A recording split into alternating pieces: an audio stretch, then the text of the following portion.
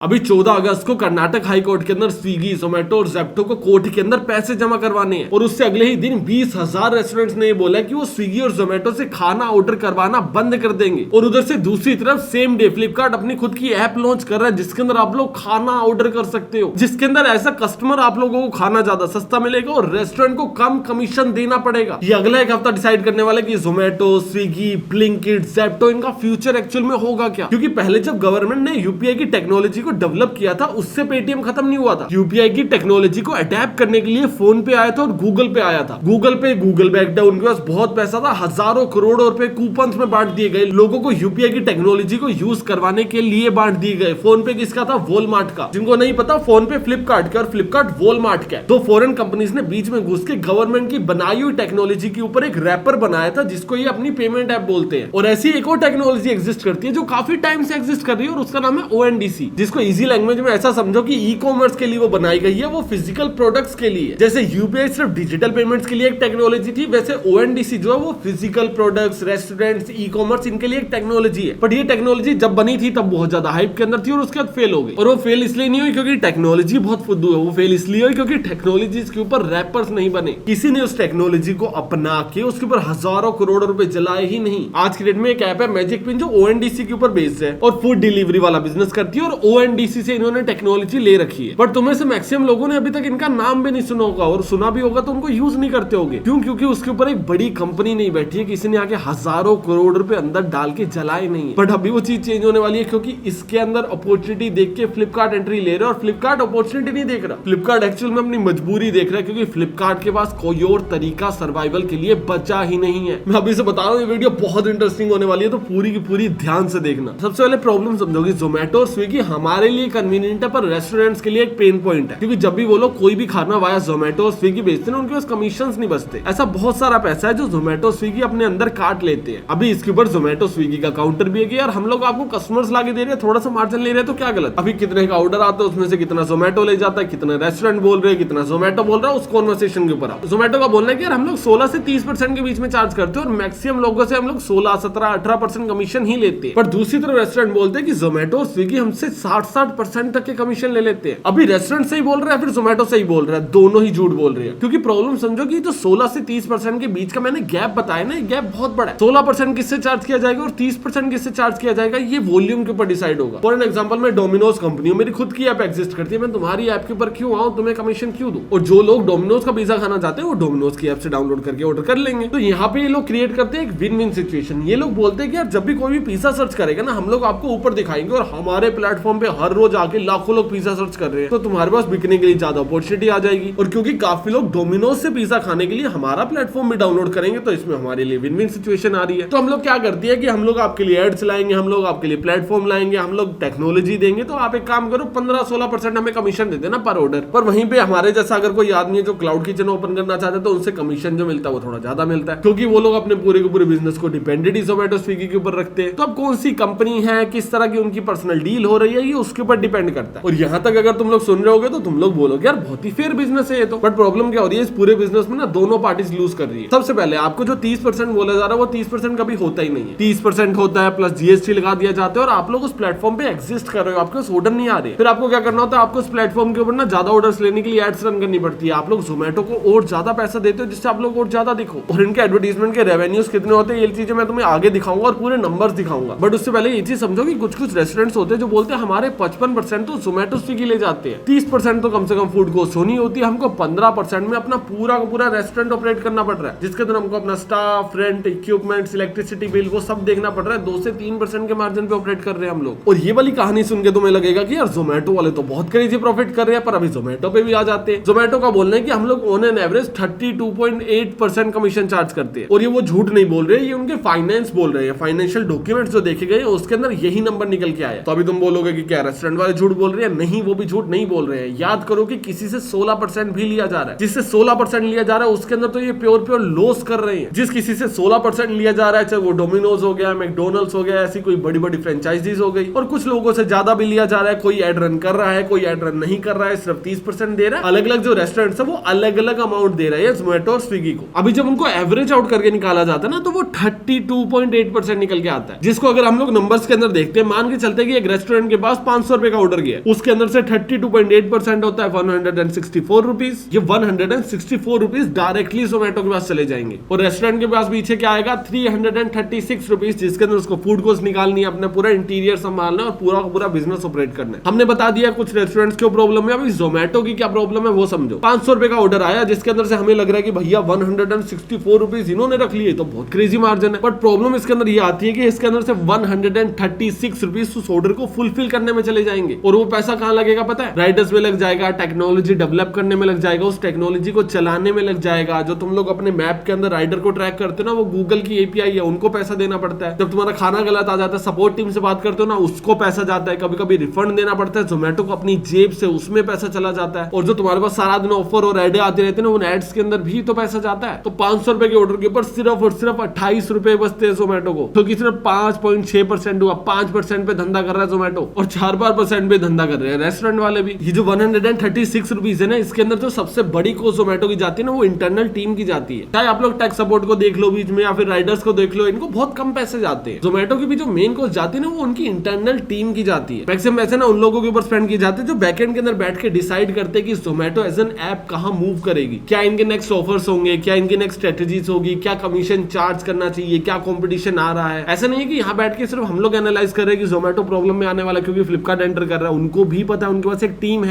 एक टीम है, जिनको एआई चलाना आता है, जो फ्यूचर प्रेडिक्शंस कर रही है, डेटा मैनेज कर रही है। इनको अपना फ्यूचर बिजनेस कहां लेके जाना है, किस चीज की चेंज करने से पूरे बिजनेस में क्या इंपैक्ट आएगा, इस पूरी प्रिडिक्टेबिलिटी को गैस किया जाता है। और उसके लिए एक स्पेसिफिक टीम होती है, और वो सिर्फ जोमेटो के अंदर नहीं, हर कंपनी में होती है। इवन नीति आयोग तो ये भी बोलता है कि 2030 तक डेटा और एआई के अंदर 40 लाख से ज्यादा नई जॉब बनेंगी। और इन जॉब्स के अंदर एनरोल करने के लिए आपको पहले से कोडिंग आना जरूरी नहीं है। अगर तुम पहले से कोई वर्किंग प्रोफेशनल हो, अभी जॉब ढूंढ रहे हो, पढ़ रहे हो, या अपनी लाइफ में जिस भी स्टेज के ऊपर और एक नई अपॉर्चुनिटी एक्सप्लोर कर रहे हो, तो हमेशा मार्केट के साथ चला करो, उसके अगेंस्ट मत चला करो। और अभी मार्केट जिस स्किल को सबसे ज्यादा बूस्ट कर रही है ना, वो है डेटा साइंस एंड एआई। सिर्फ 5 महीनों के अंदर तुम लोग जॉब रेडी बन सकते हो HCL गूवी एंड IITM प्रवक्ता के डेटा साइंस कोर्स से। HCL गूवी एक HCL की कंपनी है, और ये वही HCL है जो 50 साल से इंडिया की IT की बैकबोन बना हुआ है। और इसी एक्सपर्टीज से इन्होंने करिकुलम भी डिजाइन की है। यहाँ पे Python, SQL, machine learning, deep learning, model deployment, ये सब कुछ लाइव क्लासेस में सिखाया जाता है, जिसके अंदर 10 से ज्यादा इंडस्ट्री ग्रेड प्रोजेक्ट्स बना के डिप्लॉय भी करवाएंगे। इसके साथ में 1000 से भी ज्यादा हायरिंग पार्टनर्स के साथ में प्लेसमेंट असिस्टेंस और IITM प्रवक्ता का सर्टिफिकेट भी मिलेगा। अभी टेक्नोलॉजी के साथ अगर इवॉल्व करोगे तभी रेलेवेंट रहोगे। और अगर इससे भी समझ नहीं आ रहा है तो HCL गूवी का ना एक फ्री करियर कंसल्टेशन है, उसको बुक कर लो, एक बार उनसे बात कर लो, वो तुम्हें बेटर तरीके से समझा देंगे। तुम्हें लिंक डिस्क्रिप्शन और पिन कमेंट के अंदर मिल जाएगा। और अभी हम लोग वीडियो के ऊपर वापस चलते हैं, और मैं तुम्हें समझाना चाहता हूँ कि हमने एक टाइप के लोगों की तो बात कर ली कि जो ऑफिस के अंदर बैठे हैं, उनके ऊपर बहुत ज्यादा पैसा स्पेंड किया जाता है, पर ना इनके एक और बैकबोन है जो बारिश के अंदर, धूप के अंदर, ठंड के अंदर हर बार ना डिलीवरी कर रहे होते हैं। सबसे पहले ये समझो, जो जोमेटो और ब्लिंकिट है ना, वो एटर्नल कंपनी के अंदर आता है। और जो एटर्नल कंपनी है उसके पास 8 से 9 लाख डिलीवरी राइडर्स है। 8 से 9 लाख डिलीवरी राइडर्स होने के बाद ये इंडिया की सबसे बड़ी रिक्रूटमेंट कंपनी हो सकती थी, पर नहीं है, क्योंकि ये एम्प्लॉयमेंट नहीं दे रही है। ये गिग वर्कर्स है, इनको जॉब नहीं मिली हुई है। ऐसे स्विगी के पास भी 6.5 लाख लोग हैं, और अगर तुम इनको टोटल करोगे तुम बोलोगे अरे 15 लाख लोग काम कर रहे हैं इसमें। ये कंपनियां तो ऐसी फ्लेक्स करती है, हमने 15 लाख लोगों को एम्प्लॉयमेंट दे रखी है, नहीं दे रखी है। जो जोमेटो में काम कर रहा है वही स्विगी में काम कर रहा है, वही जेप्टो में काम कर रहा है, वही ब्लिंकिट में भी काम कर रहा है। तुम्हारे घर पे जब भी कोई जोमेटो, स्विगी, ब्लिंकिट, जेप्टो जो भी आता है, अगर उसने कपड़े नहीं डाल रखे हैं ना, नहीं स्विगी इंस्टामार्ट के डाल रखे, ना ही ब्लिंकिट के डाल रखे, ना ही जेप्टो के डाल रखे, और ना ही जोमेटो के डाल रखे, दैट मींस वो सबके अंदर काम कर रहा है। या फिर तुमने कई बार ऐसे भी देखा होगा कि स्विगी से खाना ऑर्डर किया, जोमेटो के कपड़े डाल के कोई आ रहा है, उसने जोमेटो के कपड़े इसलिए डाल रखे क्योंकि वो जोमेटो से ऑफिशियली साइन हुआ था, पर उसने बाद में छोड़ दिया। अभी सारी कंपनीज के टोटल गिग वर्कर्स मिला के 15 लाख से ज्यादा हो सकते हैं, पर ये दोनों कंपनीज के मिला के 15 लाख के आसपास भी नहीं है, क्योंकि एक आदमी 2-4 कंपनीज में काम करता है, और ये हर किसी को अलग अलग हेड काउंट गिनते हैं। तो अगर ये नंबर सुन के एकदम से इनके लिए इज्जत आए मन में, तो वो मत लाना। अब मैंने तुम्हें राइडर्स क्यों बताया, इसलिए नहीं क्योंकि ये बहुत ज्यादा पैसा लेते हैं, मैंने तुम्हें राइडर्स इसलिए बताया क्योंकि इनकी बिजनेस की बैकबोन है। आपके पास कितने राइडर्स है, ये चीज डिसाइड करेगी कि आपका खाना कितनी जल्दी आपके पास आएगा। और आपके पास जितने ज्यादा राइडर्स होंगे, आप उतना ही ज्यादा एफिशिएंटली काम कर पाओगे। और उसके एक एग्जांपल से समझो, मान के चलो 2 कंपनी, स्विगी और जोमेटो का एग्जांपल ले लेते हैं। जोमेटो के पास 100 राइडर है, स्विगी के पास 50 राइडर है, दोनों सेम अमाउंट स्पेंड कर रहे हैं एडवर्टाइजमेंट के अंदर, दोनों के पास सेम नंबर ऑफ ऑर्डर्स आ रहे हैं। पर जोमेटो के पास ज्यादा राइडर है तो ज्यादा जल्दी आपका सामान डिलीवर कर पा रहा है, स्विगी के पास कम है तो उसको टाइम लग रहा है। जिसके पास जितने ज्यादा राइडर्स होंगे वो उतना ही ज्यादा एफिशिएंटली सड़कों के ऊपर काम कर पाएंगे। और अभी तुम लोग बोलोगे यार कम राइडर है तो थोड़ी कम ऐड चला लो, कम ऑर्डर आ जाएंगे, इसमें क्या हो गया। पर तुम लोग भूल रहे हो कि जोमेटो और स्विगी ना सिर्फ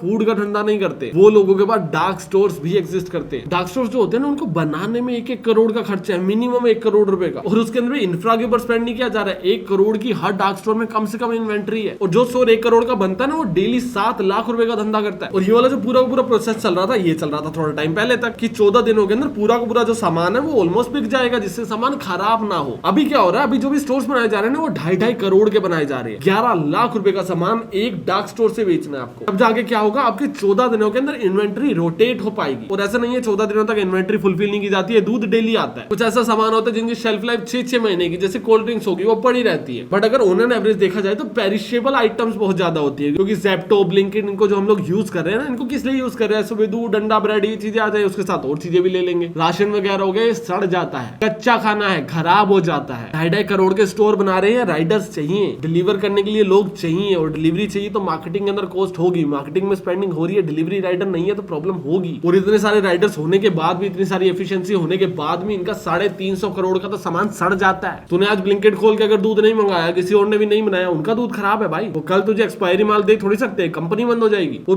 पूरा दूध जितना भी खरीदा होता है, ज़ेप्टो, ब्लिंकिट वाले अपने ऊपर ओन करते हैं उसको। ब्लिंकिट कब से काम कर रहा है तुम्हें पता है, पिछले क्वार्टर के अंदर इन्होंने 102 करोड़ का प्रॉफिट किया। अभी तुम्हें लगेगा यार 102 करोड़ का प्रॉफिट, क्रेजी धंधा भाई है तो, पर कितने परसेंट एबिटा पता है, 0.6%। पूरा डार्क स्टोर इकोसिस्टम, ये वो सब तामझाम चलाने के लिए 0.6% के प्रॉफिट पे ऑपरेट कर रहे हैं लोग। अगर तुम लोगों ने 100 रुपए का सामान खरीदा, इन पे कितना पैसा बचेगा तुम्हें पता है, 6 रुपए नहीं बचेगा, 0.6 60 पैसे बचेगा। 100 रुपए के सामान पे लोग 60 पैसा बना रहे हैं। जितनी भी इनकी सेल होती है, इनका एबिटा 0.6% है। और इससे क्रेजी नंबर दो, पिछले ही क्वार्टर के अंदर इनका 308 करोड़ का सामान सड़ गया। इनका जितना भी सामान होता है उसमें से 1.8% सामान सड़ जाता है। तो इनको एफिशिएंसी बनानी पड़ेगी, इनको क्रेजी मार्केटिंग करनी पड़ेगी, इनको अपने धंधे का दबदबा बनाना पड़ेगा। ये सारी चीजें सही है। ये दोनों कंपनी जो भी रेट्स, मार्जिन से सारी चीजें डिसाइड करती थी ना, डुओपोली के अंदर डिसाइड होती थी। तीसरा जो प्लेयर है वो है मैजिक पेन। फूड डिलीवरी के अंदर कितना कमीशन चार्ज होगा, तो उन्हें पहले देखा होगा सिर्फ जीएसटी लगता होता था, अभी कन्वीनियंस फी लगती है, हैंडलिंग फी लग जाती है, 2 बूंदे बाहर पड़े रेंज चार्ज लग जाते हैं, अगर थोड़ा सा ज्यादा ट्रैफिक हो, त्योहार का सीजन हो, सर्च चार्ज लग जाते हैं 25-50 रुपए के ऑर्डर पे। और ये नहीं सिर्फ एक ऐप लगाती है, हर ऐप लगा देती है। क्यों लगाती है, क्योंकि मार्केट में बहुत कम प्लेयर्स है। बट अगर इतने कम प्लेयर है तो कोई भी नया प्लेयर आ सकता है, उसकी जगह ले सकते हैं। फ्लिपकार्ट को क्या इंटरेस्ट, फ्लिपकार्ट की सिर्फ और सिर्फ खिलस रही है। फ्लिपकार्ट को शुरू हुए 19 साल हो चुके हैं, 2007 में शुरू हुई थी। 19 साल बाद फ्लिपकार्ट आज की डेट में कैसा काम कर रहा है, सबसे पहले वो देखो, फिर तुम्हें समझ आएगा किलस क्यों रही। फ्लिपकार्ट ना हर साल हजारों करोड़ों का लॉस करता है। 2021 के अंदर इन्होंने 2400 करोड़ का लॉस किया। ऑलमोस्ट 20 साल होने वाले इनको धंधा करते को, 2400 करोड़ का लॉस कर रहे हैं। फिर अगले साल 2022 के अंदर इनका लॉस हो गया 3307 करोड़। अगले साल इनका लॉस हो गया 4800 करोड़। उसके अगले साल इनका लॉस हो गया 4200 करोड़। और अभी इनका जो लॉस हो गया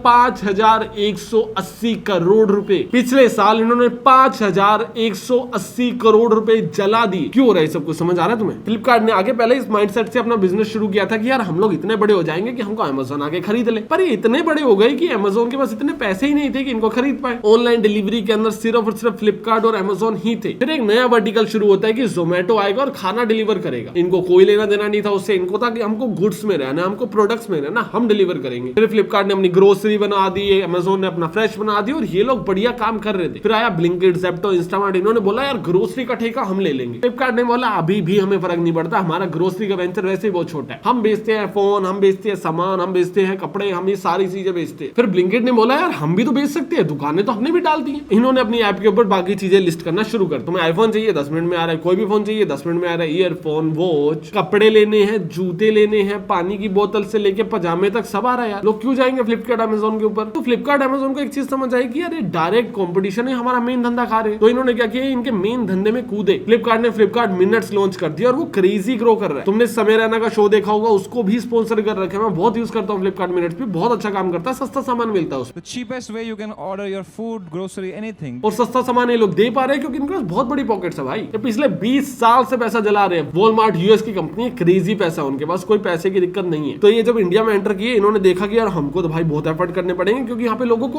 ऑनलाइन शॉपिंग पता ही नहीं है। इन्होंने पैसे खूब जलाए, लोगों को ऑनलाइन शॉपिंग सिखाए। फिर क्विक कॉमर्स वाला है, उन्होंने बोला भाई जल्दी ले लो हमसे। लोग ऑनलाइन लेते लेते जल्दी लेने पे आगे। फिर इन्होंने सोचा यार अभी हमें जल्दी देना पड़ेगा। फिर इन्होंने फ्लिपकार्ट मिनट लॉन्च तो कर दिया, पर ये लोग कभी फ्लिपकार्ट मिनट को प्रॉफिटेबल कर ही नहीं सकते। ब्लिंकिट तो तुमने प्रॉफिटेबल होता हुआ देख लिया ना, फ्लिपकार्ट मिनट कभी प्रॉफिटेबल हो ही नहीं पाएगा क्योंकि मार्जिन बहुत कम है भाई। फ्लिपकार्ट मिनट की इन्वेंट्री मैनेजमेंट एंड ब्लिंकिट की इन्वेंट्री मैनेजमेंट में फर्क है। ब्लिंकिट के ऊपर जो भी सामान आप खरीद रहे हो वो सारा का सारा ब्लिंकिट ने पहले खरीद रखा है। और ब्लिंकिट और फ्लिपकार्ट क्या अलग कर रहे हैं तुम लोग वो चीज समझो। फ्लिपकार्ट फ्लिपकार्ट जाता है अमूल वालों के पास। फ्लिपकार्ट अमूल वालों को कहता है कि यार ये पर्टिकुलर एरिया में ना मुझे 1000 दूध की थैलियां चाहिए, मैं रोज भेज दूंगा तेरी। अमूल वाले कह रहे जी जरूर भेज दो, हमें तो बिकवाने से कोई दिक्कत ही नहीं है। पर फिर फ्लिपकार्ट वाले बोलते हैं कि अगर नहीं बिकी तो सामान आपका है जनाब, कल को सड़ गया गल गया तो आपका ठेका है, आप देख लेना। अमूल वाले कह रहे ठीक है हम देख लेंगे, हमें विश्वास है आप लोग भेज दो। एक काम करो 30 रुपए की दूध की थैली है, 28 रुपए की हमसे ले लो। फ्लिपकार्ट वाले बोलते हैं भैया ठीक है 28 रुपए में हमें दे दो। फिर जाता है ब्लिंकिट सेम अमूल के पास, उसको जाके कहता है ये 1000 दूध की थैली दे दे अभी, और ये पकड़ कैश। और क्योंकि मैं कैश अभी दे रहा हूँ, बिकने के बाद नहीं दूंगा, अभी दे रहा हूँ, कल को सड़े गले मरे वो मेरी गारंटी है। मुझे ये दूध की थैली सस्ते में चाहिए, मुझे ज्यादा मार्जिन बनाना, मैं तेरे को पहले कैश देके जा रहा हूँ, तो मुझे ये दूध की थैली या तो 26.5 रुपए की दे या मैक्सिमम 27 रुपए की दे, मुझे 1 रुपए का मार्जिन दे। मुझे लग रहा होगा 1 रुपए का मार्जिन मिला यार, इससे क्या ही हो जाएगा, पर वो सारे प्रोडक्ट्स में मिलेगा। ब्लिंकिट इन्वेंट्री ओन करता है, फ्लिपकार्ट इन्वेंट्री ओन नहीं करता है। और अभी तुम्हें लगेगा यार फ्लिपकार्ट के पास ज्यादा पैसे, तो नहीं अभी बोला फ्लिपकार्ट क्यों नहीं खरीद रहा, क्योंकि एफडीआई के रूल्स है, फ्लिपकार्ट खरीद ही नहीं सकता है। फ्लिपकार्ट आज भी एक मार्केट प्लेस क्यों बना हुआ है, फ्लिपकार्ट अपने खुद के प्रोडक्ट्स क्यों नहीं बेच रहा है, फ्लिपकार्ट अपना खुद का प्रोडक्ट क्यों नहीं बना रहा है, इसलिए नहीं बना रहा है क्योंकि फ्लिपकार्ट एक मार्केट प्लेस है। एफडीआई के रूल्स है कि कोई भी फॉरेन कंपनी इंडिया के अंदर आएगी तो वो इन्वेंट्री ओन नहीं कर सकती है, जिससे कल को वो इन्वेंट्री ओन करके ज्यादा सस्ते में सामान खरीदे और ज्यादा सस्ते में सामान बेच के छोटी छोटी दुकानों का लॉस ना करवा दे, जिससे बड़े प्लेयर्स इंडिया के अंदर आगे छोटे दुकानदारों के ऊपर अटैक ना करे, जो कि उनका एक अलग रूल है। तो उनको समझ आया यार फ्लिपकार्ट में हमारे हाथ बंधे हो या फ्लिपकार्ट मिनट्स में भी हमारे हाथ बंधे हो, या हम लोग प्राइस एडवांटेज ले ही नहीं सकते हैं। अगर हमको सस्ता करना है तो घाटा सहना है, और अगर हमको सस्ता सामान नहीं बेचना है तो कोई हमसे लेगा ही क्यों, क्योंकि ब्लिंकिट वालों को ज्यादा सस्ता पड़ रहा है, वो लोग ओन कर पा रहे हैं इन्वेंट्री को, हम लोग ओन ही नहीं कर पा रहे हैं। फिर इन्होंने समझा कि यार जो लोग हमारा धंधा खा रहे हैं ना, हमें उनका धंधा खाना जरूरी हो रखा है। अभी हमें घुसना पड़ेगा फूड इंडस्ट्री के अंदर, क्योंकि फूड इंडस्ट्री में कोई इन्वेंट्री नहीं है ना, ताजा बना है ताजा खाया जाएगा। तो अभी अगर फ्लिपकार्ट को प्रॉफिटेबिलिटी चाहिए भी ना, तो उनको किसी की बनी बनाई मार्केट में घुसना होगा। ब्लिंकिट ने बनी बनाई मार्केट के अंदर एंटर किया और उसको और ज्यादा ऑप्टिमाइज किया। फ्लिपकार्ट बोलता सेम डे डिलीवरी, ब्लिंकिट बोलता 10 मिनट में आ रहे हैं जनाब। तो क्या अभी फ्लिपकार्ट बीच में एंटर करते इन्वेंट्री को फास्ट कर सकता है? नहीं, खाना बनने में जितना टाइम लगेगा उतना तो लगेगा, उसमें क्या चेंज करें। फ्लिपकार्ट ने पेन पॉइंट समझा। याद है हम पहले क्या बात कर रहे थे, रेस्टोरेंट वाले परेशान हो रखे कि भैया हमको काम ही नहीं करना इनके साथ। फ्लिपकार्ट वाले बीच में घुस रहे, कह रहे काम करो, हम ना तुम्हें कम मार्जिन पे ऑपरेट करवा देंगे। कितने दे रहे हो? 30%, 32%, 10% पे आ जाओ। 500 का सामान बेचो 50 रुपए लेंगे, वो ले रहे हैं तुमसे 164 रुपए, सिर्फ 50 रुपए लेंगे। और जो तुम्हारे 114 रुपए मार्जिन के बच रहे हैं ना, एक काम करो आधे कस्टमर्स को दे दो, आधे अपने पास रख लो। जिससे होगा क्या, एज अ कस्टमर हमें दिखेगा फ्लिपकार्ट के ऊपर खाना सस्ता मिलता है। रेस्टोरेंट को लगेगा फ्लिपकार्ट में जब भी ऑर्डर होता है ज्यादा पैसा बनता है। यहाँ तक जिन लोगों ने सुन लिया वो लोग बोलेंगे यार आइडिया तो बहुत क्रेजी है, पर जोमेटो स्विगी वाले अपने मार्जिन कम क्यों नहीं करते, और वो कर भी नहीं सकते भाई, उनको तो पहले ही लॉस हो रहा है। 164 रुपीज के अंदर से थोड़े से तो पैसे बच रहे हैं। तो ना भी एक चीज समझो कि एक चीज होती है फिक्स कॉस्ट। जैसे जोमेटो की ऐप बनाने के लिए आपको सबसे पहले क्या चाहिए, टेक्नोलॉजी बनानी पड़ेगी। टेक्नोलॉजी इनके पास है, अपर लेयर बना ले रहे हैं, और मिड लेयर के अंदर ये ओएनडीसी यूज कर रहे हैं जो गवर्नमेंट की है। इनको ज्यादा टेक्नोलॉजी के ऊपर स्पेंड नहीं करना है। जोमेटो की सेकंड बिगेस्ट कॉस्ट क्या है, इनको सपोर्ट वगैरह प्रोवाइड करना पड़ता है, इनके रिफंड वगैरह इनिशिएट करने पड़ते हैं, उनके लिए भी इनके पास एक ऑलरेडी टीम है। फ्लिपकार्ट मिनट्स में भी वो काम कर रही है, फ्लिपकार्ट में भी वो काम कर रही है, इनके पास ऑलरेडी एक्सपीरियंस है। फिर तीसरे नंबर पे एक चीज आ जाती है कि यार आपको रेस्टोरेंट्स ऑनबोर्ड करने पड़ेंगे, उसमें भी तो पैसा लगेगा। और यहाँ पे आ जाता है ओएनडीसी। ओएनडीसी ना कनेक्टेड नेटवर्क। मैजिक पिन ने क्या कर रखा है, 70-75 हजार रेस्टोरेंट्स को ऑलरेडी ऑनबोर्ड कर रखा है। जैसे ही फ्लिपकार्ट आएगा उसके पास एक्सेस आ जाएगा सभी रेस्टोरेंट्स का, वो अपने स्टोर पे सभी रेस्टोरेंट्स को लिस्ट कर सकता है। पता है ओएनडीसी इंटरकनेक्टेड नेटवर्क है। एक बार आपने लिस्ट कर दिया तो आप सभी ओएनडीसी प्लेटफॉर्म पे दिखना शुरू हो जाओगे। आप अगर एक प्लेटफॉर्म पे रजिस्टर कर रहे हो तो फ्लिपकार्ट को काफी चीजें तो पकी पकाई मिल जाएगी, थोड़ा बहुत वो पका भी लेंगे। फिर आप बोलोगे यार राइडर इशू है, थोड़ा बहुत मार्जिन तो चार्ज कर रही है जिसके ऊपर ये लोग ऑपरेट कर पाए। फिर आप आ जाओगे कि यार मार्केटिंग का कैसे करेंगे, मार्केटिंग तो सबसे बड़ी कॉस्ट होती है ना, मार्केटिंग सबसे बड़ी कॉस्ट होती है। पर एक चीज समझो कि अभी भी ई कॉमर्स के अंदर तुम क्विक कॉमर्स देख लो, ई कॉमर्स देख लो, फूड डिलीवरी देख लो, सबसे ज्यादा ट्रैफिक पता है किसके पास है, फ्लिपकार्ट के पास। उस पे